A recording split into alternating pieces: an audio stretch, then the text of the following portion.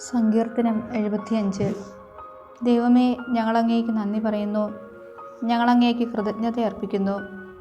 ഞങ്ങൾ അങ്ങയുടെ നാമം വിളിച്ചപേക്ഷിക്കുകയും അങ്ങയുടെ അത്ഭുത പ്രവർത്തികളെ പ്രകീർത്തിക്കുകയും ചെയ്യുന്നു. ഞാൻ നിർണയിച്ച സമയമാകുമ്പോൾ ഞാൻ നീതിയോടെ വിധിക്കും. ഭൂമി സകല നിവാസികളോടും കൂടെ പ്രകമ്പനം കൊള്ളുമ്പോൾ ഞാനാണ് അതിൻ്റെ തൂണുകളെ ഉറപ്പിച്ചു നിർത്തുന്നത്. വൻപ് പറയരുതെന്ന് അഹങ്കാരികളോടും കൊമ്പുയർത്തരുതെന്ന് ദുഷ്ടരോടും ഞാൻ പറയുന്നു.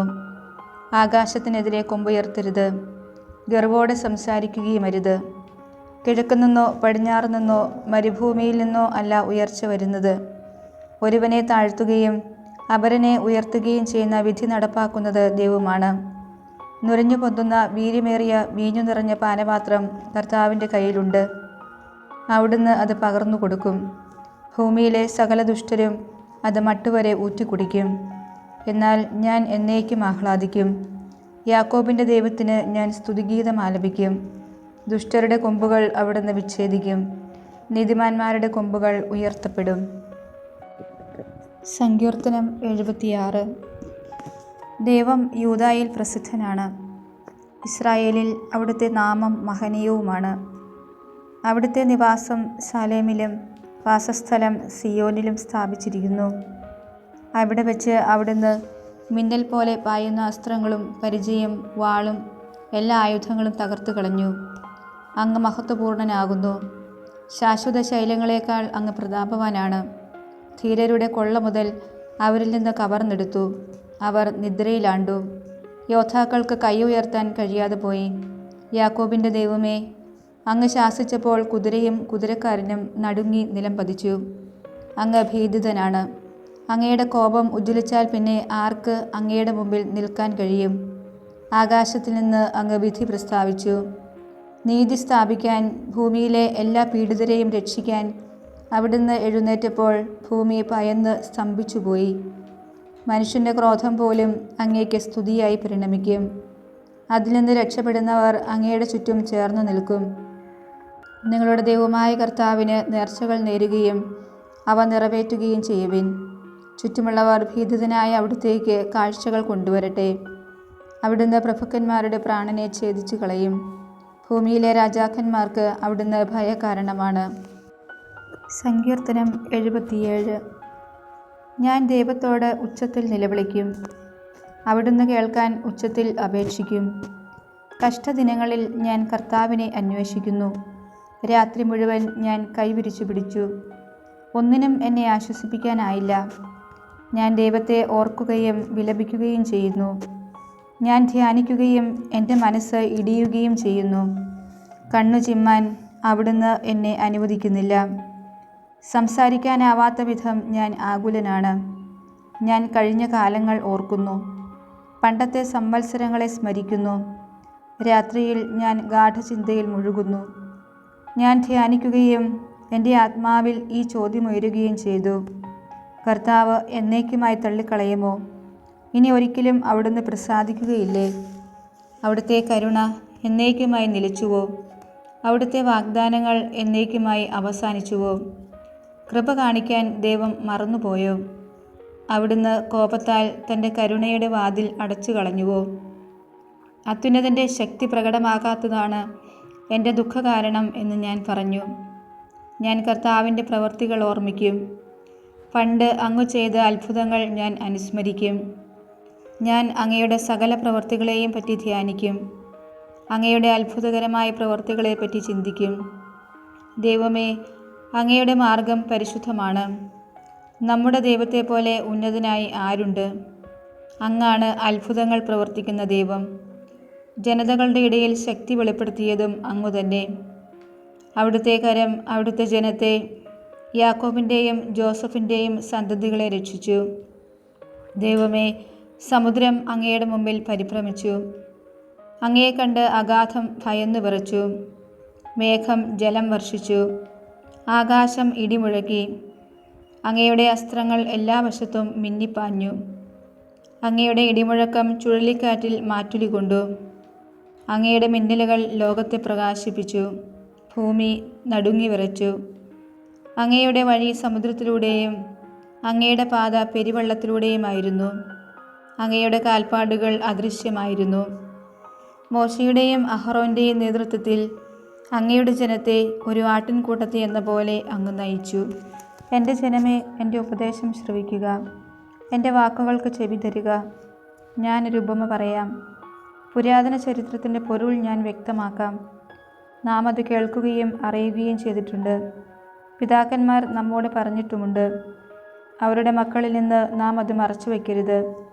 കർത്താവ് പ്രവർത്തിച്ച മഹത്തായ കാര്യങ്ങളും അവിടുത്തെ ശക്തി പ്രഭാവവും അത്ഭുതകൃത്യങ്ങളും വരും തലമുറയ്ക്ക് വിവരിച്ചു കൊടുക്കണം. അവിടുന്ന് യാക്കോബിന് പ്രമാണങ്ങൾ നൽകി, ഇസ്രായേലിന് നിയമവും.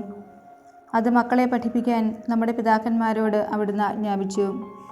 വരാനിരിക്കുന്ന തലമുറ, ഇനിയും ജനിച്ചിട്ടില്ലാത്ത മക്കൾ അവ അറിയുകയും തങ്ങളുടെ മക്കൾക്ക് അവ പറഞ്ഞു കൊടുക്കുകയും ചെയ്യും. അവർ ദൈവത്തിൽ ആശ്രയിക്കുകയും അവിടുത്തെ പ്രവൃത്തികളെ വിസ്മരിക്കാതെ കൽപ്പനകൾ പാലിക്കുകയും ചെയ്യും.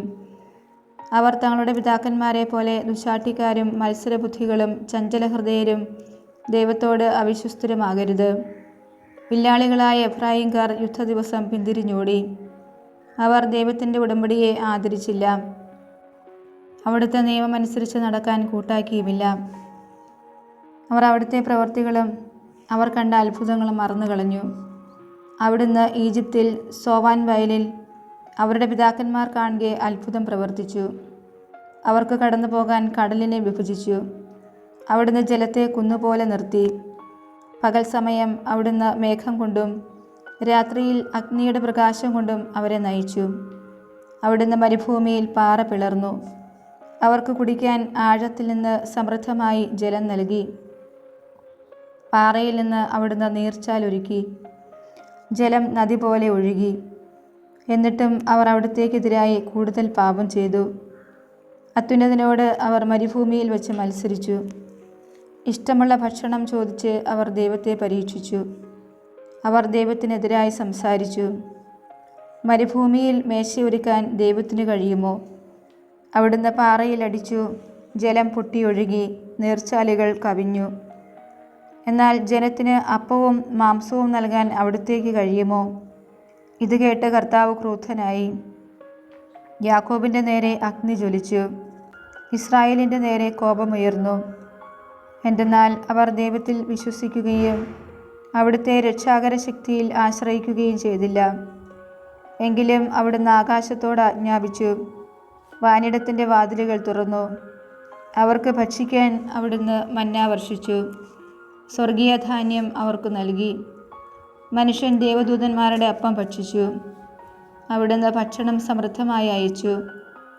അവിടുന്ന് ആകാശത്തിൻ കിഴക്കൻ കാറ്റടിപ്പിച്ചു. അവിടുത്തെ ശക്തിയാൽ അവിടുന്ന് തെക്കൻ കാറ്റിനെ തുറന്നുവിട്ടു. അവിടുന്ന് അവരുടെ മേൽ പൊടി പോലെ മാംസത്തെയും കടൽ തീരത്തെ മണൽത്തരി പോലെ പക്ഷികളെയും വർഷിച്ചു. അവിടുന്ന് അവരുടെ പാളയങ്ങളുടെ നടുവിലും പാർപ്പിടങ്ങൾക്ക് ചുറ്റും അവയെ പൊഴിച്ചു. അവർ ഭക്ഷിച്ച് സംതൃപ്തരായി. അവർ കൊതിച്ചത് അവിടുന്ന് അവർക്ക് നൽകി. എന്നാൽ അവരുടെ കൊതിക്ക് മതി വരും മുമ്പ് തന്നെ, ഭക്ഷണം വായിലിരിക്കുമ്പോൾ തന്നെ, ദൈവത്തിൻ്റെ കോപം അവർക്കെതിരെ ഉയർന്നു. അവിടുന്ന് അവരിൽ ഏറ്റവും ശക്തരായവരെ വധിച്ചു. ഇസ്രായേലിലെ യോദ്ധാക്കളെ സംഹരിച്ചു. എന്നിട്ടും അവർ വീണ്ടും പാപം ചെയ്തു. അവിടുന്ന് ചെയ്ത അത്ഭുതങ്ങൾ കണ്ടിട്ടും അവർ വിശ്വസിച്ചില്ല. അതിനാൽ അവിടുന്ന് അവരുടെ നാളുകളെ ഒരു നിശ്വാസം പോലെ അവസാനിപ്പിച്ചു. അവരുടെ സംവത്സരങ്ങൾ ഭീതിയിൽ ആണ്ടുപോയി. അവിടുന്ന് അവരെ വധിച്ചപ്പോൾ അവർ അവിടുത്തെ തേടി. അവർ അനുതപിച്ച് ദൈവത്തിങ്കലേക്ക് തീവ്രതയോടെ തിരിഞ്ഞു. ദൈവമാണ് തങ്ങളുടെ അത്ഭുതശിലയെന്നും അത്യുന്നതനായ ദൈവമാണ് തങ്ങളെ വീണ്ടെടുക്കുന്നവനെന്നും അവർ അനുസ്മരിച്ചു. എങ്കിലും അവരുടെ സ്തുതി കപടമായിരുന്നു. അവരുടെ നാവിൽ നിന്ന് വന്നത് നുണയായിരുന്നു. അവരുടെ ഹൃദയം അവിടുത്തോട് ചേർന്നു നിന്നില്ല. അവിടുത്തെ ഉടമ്പടിയോട് വിശ്വസ്തത പുലർത്തിയില്ല. എങ്കിലും കാരുണ്യവാനായ അവിടുന്ന് അവരുടെ അകൃത്യങ്ങൾ ക്ഷമിച്ചു. അവരെ നശിപ്പിച്ചില്ല. പലപ്പോഴും അവിടുന്ന് കോപമടക്കി. തൻ്റെ ക്രോധം ആളിക്കത്താൻ അനുവദിച്ചില്ല. അവർ ജഡം മാത്രമാണെന്നും മടങ്ങി വരാതെ കടന്നു പോകുന്ന കാറ്റാണെന്നും അവിടുന്ന് അനുസ്മരിച്ചു. അവർ എത്രയോ പ്രാവശ്യം മരുഭൂമിയിൽ വെച്ച് അവിടുത്തോട് മത്സരിച്ചു. എത്രയോ പ്രാവശ്യം വിജനപ്രദേശത്ത് വെച്ച് അവിടുത്തെ ദുഃഖിപ്പിച്ചു. അവർ വീണ്ടും വീണ്ടും ദൈവത്തെ പരീക്ഷിച്ചു, ഇസ്രായേലിൻ്റെ പരിശുദ്ധനെ പ്രകോപിപ്പിച്ചു. അവർ അവിടുത്തെ ശക്തിയെയോ ശത്രുവിൽ നിന്ന് തങ്ങളെ രക്ഷിച്ച ദിവസത്തെയോ ഓർത്തില്ല. ഈജിപ്തിൽ വെച്ച് അവിടുന്ന് പ്രവർത്തിച്ച അടയാളങ്ങളും സോവാൻ വയലുകളിൽ വെച്ച് ചെയ്ത അത്ഭുതങ്ങളും ഓർത്തില്ല. അവരുടെ നദികളെ അവിടുന്ന് രക്തമാക്കി മാറ്റി. അരുവികളിൽ നിന്ന് അവർക്ക് കുടിക്കാൻ കഴിഞ്ഞില്ല. അവിടുന്ന് അവരുടെ ഇടയിലേക്ക് ഈച്ചകളെ കൂട്ടം കൂട്ടമായി അയച്ചു. അവ അവരെ വിഴുങ്ങിക്കളഞ്ഞു. അവിടുന്ന് തവളകളെ അയച്ചു. അവ അവർക്ക് നാശം വരുത്തി. അവരുടെ വിളവുകൾ കമ്പിളിപ്പുഴുവിനും അവരുടെ അധ്വാനഫലം വെട്ടുക്കിളിക്കും ഇട്ടുകൊടുത്തു. അവിടുന്ന് അവരുടെ മുന്തിരിത്തോട്ടങ്ങളെ കന്മഴ കൊണ്ടും സിക്കമൂർ മരങ്ങളെ ഹിമവർഷം കൊണ്ടും നശിപ്പിച്ചു. അവിടുന്ന് അവരുടെ കന്നുകാലികളെ കന്മഴയ്ക്കും അവരുടെ ആട്ടിൻകൂട്ടങ്ങളെ ഇടുത്തീക്കും ഇരയാക്കി. അവിടുന്ന് അവരുടെ ഇടയിലേക്ക് തൻ്റെ ഉഗ്രകോപം, ക്രോധം, രോഷം, ദുരിതം എന്നിങ്ങനെ സംഹാരദൂതന്മാരുടെ ഒരു സംഘത്തെ അയച്ചു. അവിടുന്ന് തൻ്റെ കോപത്തെ അഴിച്ചുവിട്ടു. അവിടുന്ന് അവരെ മരണത്തിൽ നിന്ന് ഒഴിവാക്കിയില്ല. അവരുടെ ജീവനെ മഹാമാരിക്ക് ഏൽപ്പിച്ചു കൊടുത്തു. ഈജിപ്തിലെ കടിഞ്ഞൂലുകളെ, ഹാമിൻ്റെ കൂടാരത്തിലെ പൗരുഷത്തിൻ്റെ പ്രഥമ ഫലങ്ങളെ അവിടുന്ന് സംഹരിച്ചു.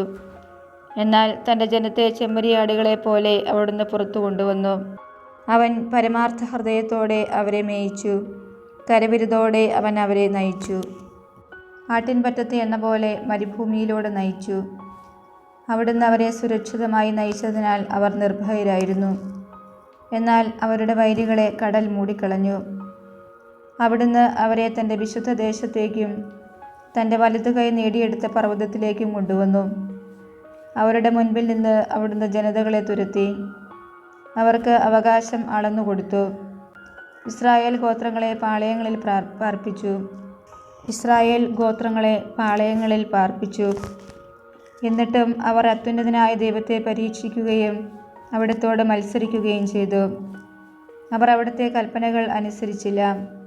തങ്ങളുടെ പിതാക്കന്മാരെ പോലെ അവർ ദൈവത്തിൽ നിന്ന് അകന്ന് അവിശ്വസ്തമായി പെരുമാറി. ഞാൺ അയഞ്ഞ വില്ലുപോലെ വഴുതി മാറി. അവർ തങ്ങളുടെ പൂജാഗിരികളാൽ അവിടുത്തെ പ്രകോപിപ്പിച്ചു. തങ്ങളുടെ വിഗ്രഹങ്ങളാൽ അവിടുത്തെ അസൂയാലുവാക്കി. ദൈവം ഇത് കേട്ട് ക്രുദ്ധനായി. അവിടുന്ന് ഇസ്രായേലിനെ പരിപൂർണമായി പരിത്യജിച്ചു. ആകയാൽ അവിടുന്ന് മനുഷ്യരുടെ ഇടയിലെ തൻ്റെ നിവാസമായ ശീലോയിലെ കൂടാരം ഉപേക്ഷിച്ചു. അവിടുന്ന് തൻ്റെ ശക്തിയെ അടിമത്തത്തിനും മഹത്വത്തെ ശത്രുവിൻ്റെ കരത്തിനും ഏൽപ്പിച്ചു കൊടുത്തു. അവിടുന്ന് തൻ്റെ ജനത്തെ വാളിന് വിട്ടുകൊടുത്തു. തൻ്റെ അവകാശത്തിന്മേൽ ക്രോധം ചൊരിഞ്ഞു. അവരുടെ യുവാക്കളെ അഗ്നി വിഴുങ്ങി. അവരുടെ കന്യകമാർക്ക് വിവാഹഗീതം ഉണ്ടായിരുന്നില്ല. അവരുടെ പുരോഹിതന്മാർ വാളിനിരയായി. അവരുടെ വിധവകൾ വിലാപം ആചരിച്ചില്ല. വീഞ്ഞു കുടിച്ച് അലറുന്ന മല്ലനെ പോലെ, ഉറക്കത്തിൽ നിന്നെന്ന പോലെ കർത്താവ് എഴുന്നേറ്റു. അവിടുന്ന് തൻ്റെ ശത്രുക്കളെ തുരത്തി. അവർക്ക് ശാശ്വതമായ അവമതി വരുത്തി. അവിടുന്ന് ജോസഫിൻ്റെ കൂടാരം ഉപേക്ഷിച്ചു. എഫ്രായിമിൻ്റെ ഗോത്രത്തെ തിരഞ്ഞെടുത്തില്ല. എന്നാൽ അവിടുന്ന് യൂദാഗോത്രത്തെയും താൻ സ്നേഹിക്കുന്ന സിയോൻ മലയെയും തിരഞ്ഞെടുത്തു. ഉന്നതമായ ആകാശത്തെപ്പോലെയും എന്നേക്കുമായി സ്ഥാപിച്ചിരിക്കുന്ന ഭൂമിയെപ്പോലെയും അവിടുന്ന് തൻ്റെ ആലയം നിർമ്മിച്ചു. അവിടുന്ന് തൻ്റെ ദാസനായ ദാവീദിനെ തിരഞ്ഞെടുത്തു. അവനെ ആടുകളുടെ ഇടയിൽ നിന്ന് വിളിച്ചു. തൻ്റെ ജനമായ യാക്കോബിനെയും തൻ്റെ അവകാശമായ ഇസ്രായേലിനെയും മേയ്ക്കുവാൻ വേണ്ടി അവിടുന്ന് തള്ളയാടുകളെ മേയിച്ചിരുന്ന അവനെ വിളിച്ചു വരുത്തി. അവൻ പരമാർത്ഥ ഹൃദയത്തോടെ അവരെ മേയിച്ചു. കരവിരുതോടെ അവൻ അവരെ നയിച്ചു.